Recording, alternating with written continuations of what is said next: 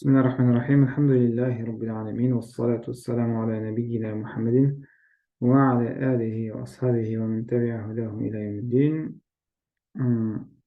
Remercie Allah subhanahu wa ta'ala qui nous a permis de nous réunir ce matin afin d'évoquer ce qu'il nous a transmis comme message et histoire, notamment dans son Coran, son livre sacré, avec l'histoire de Yusuf alayhi salam.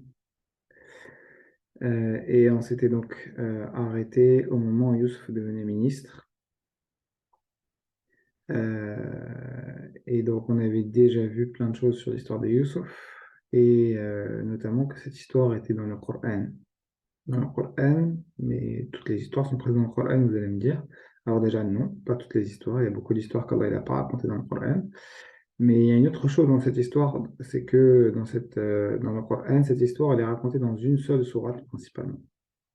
Une seule longue sourate qui traite que de l'histoire de Yusuf alayhi salam. Et donc, c'est la seule histoire qu'on peut retrouver dans une seule sourate. Et donc, on était arrêté au verset où Allah Azza wa Jalla dit Ba'da a'udhu billahi minash shaitanir rajim. قال اجعلني على خزائن الأرض إني حفيظ عليم. C'était Yusuf qui demandait au roi de faire de lui le ministre. Et il dit ensuite Allah subhanahu wa ta'ala وكذلك مكنا ليوسف في الأرض يتبوأ منها حيث يشاء نصيب برحمتنا من نشاء ولا نضيع أجر المحسنين ولا أجر الآخرة خير للذين آمنوا وكانوا يتقون. Et ensuite Allah Azza wa Jal il conclut ce chapitre, puisqu'on a vu plusieurs chapitres de l'histoire de Yusuf. Si on devait résumer, le premier chapitre c'est son enfance, quand Yusuf il était petit et qu'il avait il a vu en rêve le soleil, la lune, les étoiles se prosterner devant lui, et que du coup ses frères étaient jaloux et qu'ils ont commencé à comploter contre lui jusqu'à le mettre dans le puits. Le deuxième chapitre, c'est quand Youssef était dans le palais du ministre, et que ensuite l'épouse du ministre l'a accusé de crime. Troisième chapitre, c'est quand Youssef était du coup en prison pendant de longues années, où il a interprété le rêve des deux prisonniers avec lui. Quatrième chapitre, c'est quand il est sorti de prison pour aider le roi par rapport au rêve que le roi a fait. Et en même temps, c'était le moment où il a été innocenté par le roi.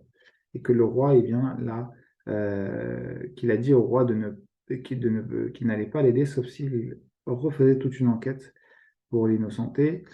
Et à ce moment-là, donc, Youssef est devenu ministre. Et là, on va aborder un nouveau chapitre. C'est quand Youssef est ministre et qu'il eh bien, va revoir sa famille après de très très longues années. Allah Azza wa Jalla nous dit dans le Coran وَجَاءَ إِخْوَةُ يُوسُفَ فَدَخَلُوا عَلَيْهِ فَعَرَفَهُمْ وَهُمْ لَهُ مُنكِرُونَ. C'est le moment où les frères de Youssef sont venus au palais, et Youssef les a reconnus, mais les frères de Youssef n'en ont pas reconnu. Comment c'est possible? Bah, c'est très simple en fait, c'est que Youssef était tout petit. Donc c'est pas comme par exemple moi, si vous ne m'avez pas vu depuis plusieurs années, vous allez me reconnaître, je ne vais pas beaucoup changer parce que je suis déjà adulte quand vous m'avez connu. Par contre, si moi je vous revois vous, il y a des chances que je ne vous reconnaisse pas. Parce que quand on est enfant, bah, notre forme du visage, notre corpulence, elle se modifie très très vite. Et donc c'est pour ça qu'ils ne l'ont pas reconnu. Et donc la question que vous vous posez, c'est pourquoi ils sont allés au voir Youssef? Bah, parce qu'en fait, en Égypte et dans la Grande Syrie, il y a eu une famine.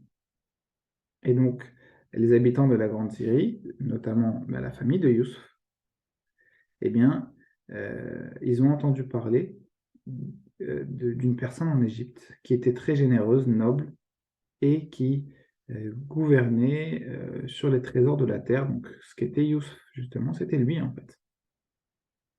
Donc, les gens allaient le voir pour obtenir de la nourriture, et Yacoub, il a envoyé ses fils à ce moment-là en Égypte.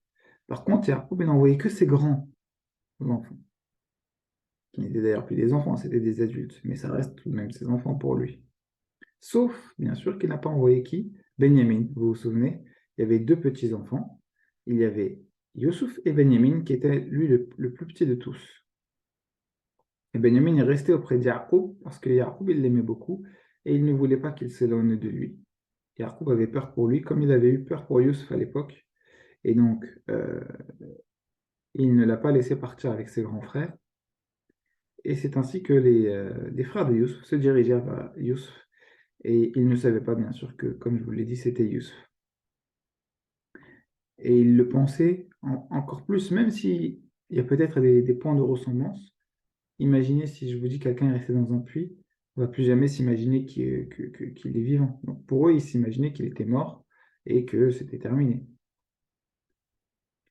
Et donc ils étaient ignorants envers Youssouf, ils ne l'ont pas reconnu, mais par contre, bien sûr, eux, quant à eux, Youssouf les reconnut. Il les reconnut tous. Mais Allah avait protégé Youssouf dans le puits, et donc ce qui a permis qu'il arrive jusque-là. Et par contre, pour vous dire, mais Youssouf, à ce moment-là, il a dû tous les accuser, appeler la police ou l'armée ou que sais-je. Non, pas du tout. Youssouf, il n'a rien dit, subhanallah. Il n'a rien dit du tout. Il n'a rien dit et il les a pas déshonorés.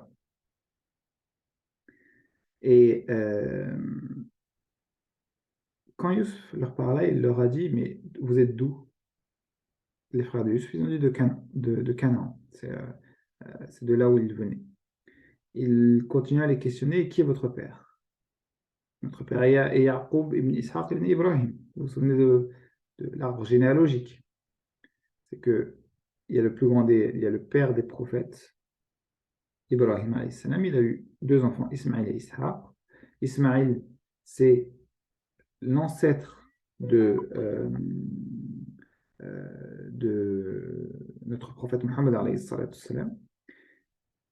Et Ishaq, c'est l'ancêtre de une très grande partie des prophètes.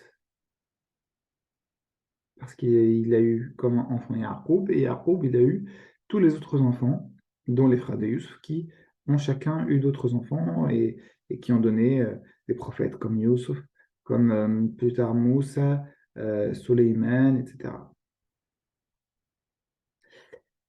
Et donc, les frères de Yusuf ont dit à Yusuf, nous sommes les enfants de Yaqub, fils de Ishaq, fils d'Ibrahim.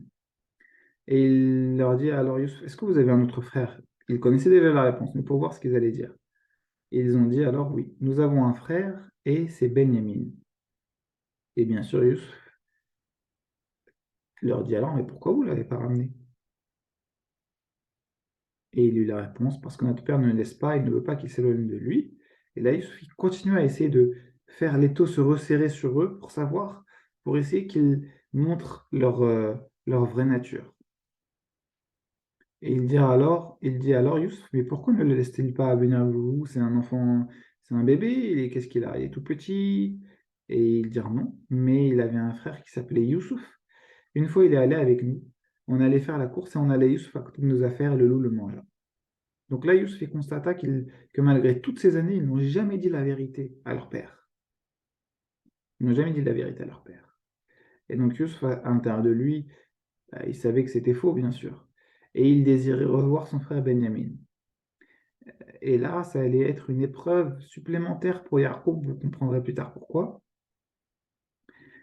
Et là, maintenant, ça rejoint à nouveau le verset où Yusuf il ordonna à ses frères pour leur donner des grains. Il leur dit, amenez-moi votre petit frère. Si vous n'amenez pas Benjamin, vous ne trouverez pas de nourriture. Et c'est ce que Allah dit dans le Coran. وَلَمَّا جَهَّزَهُم بِجَهَازِهِمْ قال ائتوني بأخ لكم من أبيكم ألا ترون أني أوفي الكيل وأنا خير المنزلين. Et il leur dit, mais vous voyez bien, je suis quelqu'un de confiance. Je suis pas quelqu'un, je suis connu de tous. Vous n'avez rien à craindre. Parce qu'à l'époque, bah, c'est, comment dire, il y avait beaucoup moins de sécurité. Les rois, les ministres faisaient ce qu'ils voulaient. Ils pouvaient enlever des enfants, enlever des filles, des garçons. C'était des tyrans. Mais là, Youssef, au contraire, il était venu le voir parce que il était justement juste et honnête. Et à ce moment-là, les enfants, les autres frères de Yusuf, ils retournèrent voir euh, leur père. Pourquoi? Parce que Yusuf leur a dit فَإِن لَمْ تَأْتُونِي بِهِ فَلَا كَيْلَ لَكُمْ عِنْدِي وَلَا تَقْرَبُونِ. Si vous ne la ramenez pas, eh ben, vous n'aurez rien de ma part. Et les enfants et les frères de Yusuf lui dirent à Yusuf قالوا سنراود عنه أباه وإنا لفاعلون. وقال لفتيانه اجعلوا بضاعتهم في رحالهم لعلهم يعرفونها إذا انقلبوا إلى أهلهم لعلهم يرجعون. Et Yusuf, qu'est-ce qui s'est passé? Il a fait quelque chose, mais on va en reparler quand les frères sont retournés à Yaqub. Ils ont dit à leur père Yaqub, envoie notre frère avec nous, sinon on n'aura rien de l'Aziz, du ministre, qui était donc Yusuf. Ils demandèrent à Yaqub de laisser Benyamin, donc venir avec eux, et ils lui ont dit, cette fois nous serons des bons gardiens, parce qu'ils n'avaient pas été des bons gardiens avec Yusuf quand ils ont dit à Yaqub que le loup l'avait mangé. Et justement, c'est ce que Yaqub leur a dit. Est-ce que je vais vous le confier comme je vous ai confié son frère Yusuf auparavant? Et donc, euh, est-ce que vous protégerez Benyamin comme vous avez protégé Yusuf? فالله خير حافظا وهو أرحم الراحمين. Et donc, euh, il a dit quoi? Il a dit, c'est Allah le meilleur protecteur et c'est lui le plus miséricordieux des miséricordieux. Et donc, là, ils trouvèrent leurs biens dans leurs affaires et dirent à leur père, Al-Aziz est un homme noble, il nous a rendu nos biens et il ne nous a pas pris d'argent. Parce que euh, ils n'avaient pas vu qu'ils avaient récupéré toutes leurs affaires. Parce que, eh bien, ils pensaient que le ministre avait pris comme ce qu'on appelle un impôt. Mais après, Youssef, c'est ce qu'il avait dit juste avant, Allah Azza wa Jal, c'est qu'il leur avait rendu toutes leurs affaires. Et quand ils ont vu ça, ben, ils ont pris encore plus confiance. Donc c'est là où Allah dit فلما رجعوا إلى أبيهم قالوا يا أبانا منع منا الكيل فأرسل معنا أخانا نكتل وإنا له لحافظون. Donc ils ont demandé la protection, ils ont demandé le Benjamin et ils ont dit qu'ils allaient le protéger. قال هل آمنكم عليه إلا كما آمنتكم على أخيه من قبل فالله خير حافظا وهو أرحم الراحمين. ولما فتحوا متاعهم وجدوا بضاعتهم ردت إليهم قالوا يا أبانا ما نبغي هذه بضاعتنا ردت إلينا ونمير أهلنا ونحفظ أخانا ونزداد كيل بعير ذلك كيل يسير. Et, et donc, à ce moment-là, qu'est-ce qu'il a dit Yaqub? قال لن أرسله معكم حتى تؤتوني موثقا من الله. Je ne l'enverrai pas avec vous, Benjamin, jusqu'à ce que, eh bien, vous preniez un engagement. Vous preniez un engagement. C'est quoi l'engagement? لا تأتونني به إلا أن يحاط بكم. Que vous preniez l'engagement de protéger Youssouf, sauf si, eh bien, c'est quelque chose d'autre vous arrive qui ne dépend pas de vous, comme vous vous fassiez attaquer ou autre chose. لما أتوه موثقهم قال الله على ما نقول وكيل. Et quand ils ont pris cet engagement, Yaqub il a dit Allah, pardon, les enfants ils ont dit Allah, euh, en tout cas ils ont dit que Allah est wakil, c'est-à-dire qu'il c'est à lui qu'on confie toutes nos affaires. Et ça c'est la leçon du jour, c'est que Yaqub, malgré tout ce qui s'est passé, euh, eh bien, il a quand même, il n'avait pas le choix. S'il avait eu le choix, il n'aurait jamais confié Benyamin à ses enfants. D'accord? Si quelqu'un vous trahit ou fait du mal, vous êtes en droit de pardonner, comme vous êtes en droit aussi de pardonner, mais de ne plus faire confiance. Mais là, par contre, quand vous n'avez pas le choix, quand c'est quelqu'un qui vous a déjà fait un tort, d'accord? mais que vous n'avez pas le choix parce que si vous faites rien, vous allez avoir des problèmes. Là, la seule chose qui reste, c'est de demander l'aide d'Allah et de s'en remettre à Allah. C'est ça le tawakkul. C'est quand on n'a pas le choix et qu'on doit quand même faire quelque chose qui est risqué. On doit quand même faire quelque chose qui n'est pas sûr et certain. D'accord? Comme si on part en voyage et qu'après, à un moment donné, on a un problème avec notre voiture. Si on est sur la route, on n'a pas le choix. On ne va pas s'arrêter sur l'autoroute. On doit au moins terminer pour sortir de l'autoroute. Là, c'est la même chose. Ils n'avaient plus à manger. Donc, s'il avait eu le choix, il n'aurait pas donné Benyamin. Mais là, malheureusement, il n'a pas le choix. Donc, il a laissé Benyamin avec ses frères et il a demandé l'aide d'Allah subhanahu wa ta'ala. Parce que parfois, on n'aura pas le choix dans la vie. Il faudra faire des choses qui sont risquées. Et d'autres fois, on aura le choix. Et effectivement, quand on a le choix, on ne peut pas dire ah, je atawakkal ala Allah. D'accord? Je sais que il y a, il y a, voilà, un bus ou un transport qui m'amène et qui est sécurisé. Et d'un autre côté, je sais qu'il y a un transport qui n'est pas sécurisé, une voiture qui est toute cassée. Et je ne veux pas dire ah non, je préfère y aller en voiture et je fais le tawakkul. Non, non. Tawakkul, c'est deux choses. C'est placer la confiance en Allah, c'est-à-dire faire les causes, la- mettre tous les moyens en œuvre pour faire ce que j'ai envie de faire, mais en même temps demander l'aide d'Allah. S'il en manque un des deux, il y a un problème. Si je fais tout ce qu'il faut pour, par exemple, réussir un contrôle, mais que je ne m'en remets pas à Allah, c'est-à-dire que dans mon cœur, je pense que je n'ai pas besoin d'Allah, il y a un gros problème. À l'opposé, si j'ai confiance en Allah, je sais qu'Allah va m'aider, mais que je ne fais rien pour réviser, pour travailler, il y a un autre gros problème aussi. Et là, dans le cas de l'histoire de Youssouf, c'est un petit peu entre les deux. C'est que euh, c'est comme s'il avait révisé pour son contrôle, mais il n'avait pas le choix que de réviser sur quelque chose qui n'était pas sûr. Et c'est comme s'il avait son cahier, il n'avait plus le temps de récupérer tous les cours, et il lui reste il a que deux ou trois leçons sur les 5 leçons à réviser. Il n'a plus le temps de récupérer les autres. Là, oui, il n'a pas le choix que de réviser que celle-ci. Et c'est là où il doit encore plus demander l'aide d'Allah parce que ça se trouve, ça va tomber sur les autres leçons, le contrôle. Donc, Yaaqub a donc confié Benyamin aux grands frères de Benyamin, à tous ses grands frères. Ils ont pris l'engagement. Et on verra, Inch'Allah, la semaine prochaine comment ils se sont comportés auprès de Youssouf avec Benyamin et comment Youssouf a réagi, alayhi salam.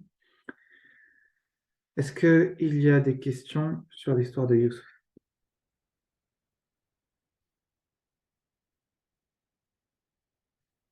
S'il n'y a pas de questions, je demande à Allah subhanahu wa ta'ala qu'il nous mette la bénédiction dans ce qu'on vient de voir ensemble sur cette histoire et que cela nous serve dans notre vie, d'ici-bas et dans l'au-delà. Et je termine par prier sur le prophète Muhammad sallallahu alayhi wa sallam wa akhiru da'wana alhamdulillahi rabbil alamin.